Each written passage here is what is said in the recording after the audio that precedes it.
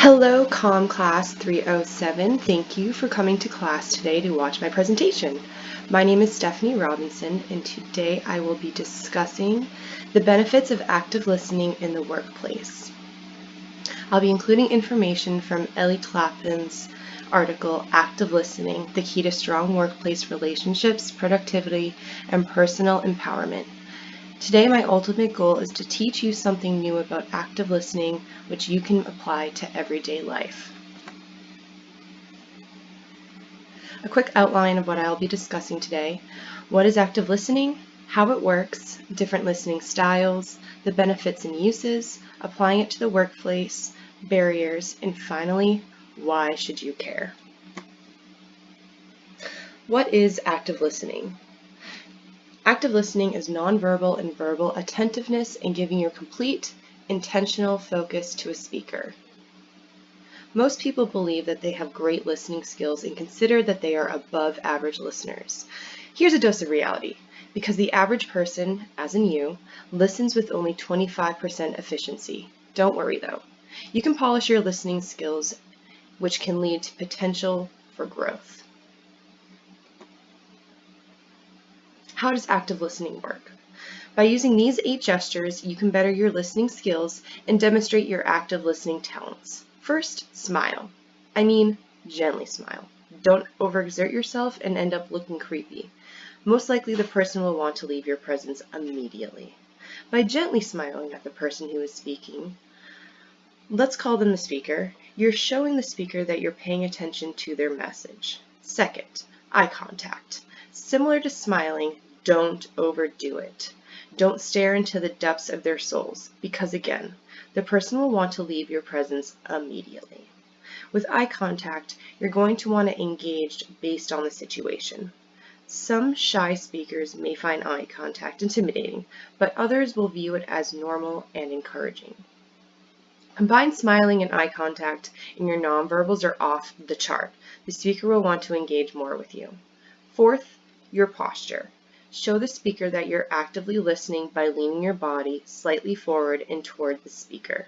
Again, moderation, don't overdo it. Fifth, mirroring. Reflect what the speaker is doing and saying by mirroring any facial expressions or emotions they may be revealing. These gestures can be a sign of an intention in which the speaker will react positively. And again, by now you should be understanding this underlying concept. But to remind you, one last time, don't overdo it. If you overdo it, the speaker may find it insulting, and you could come off as being sarcastic, which could land you in trouble. But worse, you'll end up looking like a word I can't use for this school-related presentation. 6. Don't be a distracted listener. We may show signs of distraction with gestures such as fidgeting, looking at our cell phone, drooling, or picking at our fingernails. Gross. Refrain from those tics and show your speaker some respect. Reflection, clarification, and summarization are verbal cues of active listening. Reflect what the speaker is saying, which shows comprehension. Clarify things with the speaker that you may not understand, which enables the speaker to expand on certain points as necessary. Repeat a summary of what has been said back to the speaker is a technique used by the listener to repeat what has been said in their own words. Summarizing involves taking the main points of the received message and reiterating them logically and clearly and giving the speaker the chance to correct if necessary. Moving forward, listening styles. There are 4 different listening styles that we have learned from our textbook: relational, analytical, task-oriented, and critical. Each one is significant in their own different ways. First, relational listening, which is concerned with emotionally connecting with others. Our textbook states that they listen to understand how others feel, and they are aware of their emotions and are highly responsive to those individuals. Relational listeners are usually non-judgmental about what others have to say. They are more interested in understanding and supporting people than evaluating them. Next is analytical listening. Analytical listening is concerned with attending the full message before coming to judgment. This style of listening is particularly important when you're in the unfortunate position of receiving complaints. Understanding, considering the entire complaint before making a recommendation can be beneficial in the workplace. Next is task-oriented listening, my kind of listening. This style is most interested in getting the job done. Our textbook basically degrades this style, but I feel as though this style is the most efficient when working in a fast-paced business environment.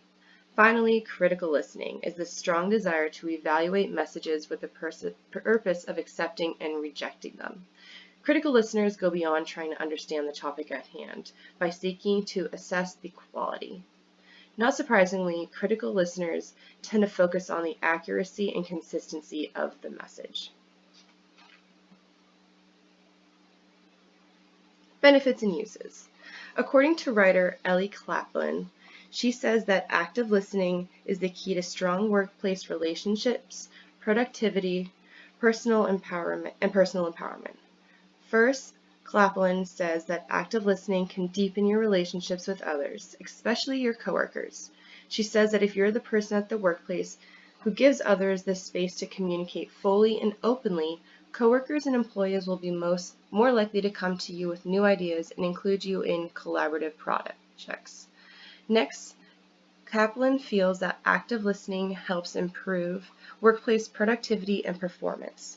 First, workers won't feel the need to work as productively when they don't feel listened to, and they're more likely to feel represented at their job and seek other opportunities. She also says that when workers feel comfortable voicing ideas and opinions, the best ideas are free to gain traction with the group. The positivity of an environment that values listening works wonders for productivity in and of itself. Finally, active listening can help build confidence, and confidence creates a positive feedback loop as the speaker becomes more and more open in expressing themselves.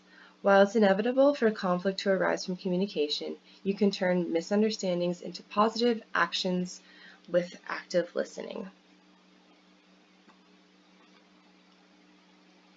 I'm going to apply active listening into the workplace with a few of these different gestures. Kaplan expresses what comes with active listening in the workplace. First, employees will come to you for ideas, which correlates with having a positive effect on collaborative projects. Next, employees will have a better or higher level of employee satisfaction. Finally, improved work productivity. Barriers. Keep in mind when you are listening, you may encounter some barriers that can result in misunderstandings.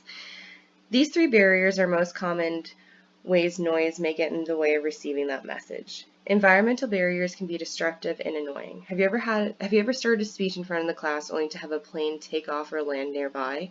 That kind of noise would be considered an environmental barrier. Next, psychological barriers such as acute hearing deficiencies can result in miscommunications between people. Finally, sociological barriers range from a few different obstacles. Sometimes listeners are preoccupied and are barely listening to you.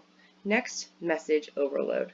Some people just can't handle a lot of information in a short amount of time, which this could be happening right this very moment. Egocentrism is the idea that your own ideas are the most important or valuable than others. Therefore, why should I even listen? Don't adopt this mindset. It's toxic and unproductive. Different from egocentrism, ethnocentrism is basically being culturally ignorant of others' views and opinions. This can limit you from valuable interactions with others' ideas.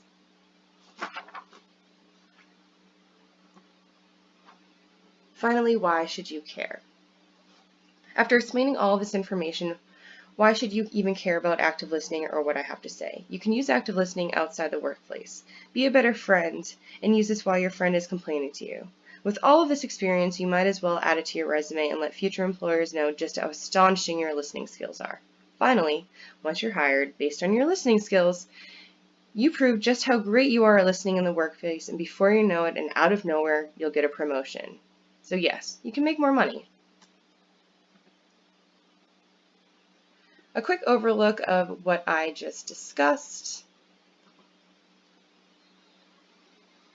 And finally, to summarize what I was talking about in case you have missed anything, I wanted to say outside of what you've already learned from the textbook and in real life, I hope I brought some form of newfound information on active listening that you can use.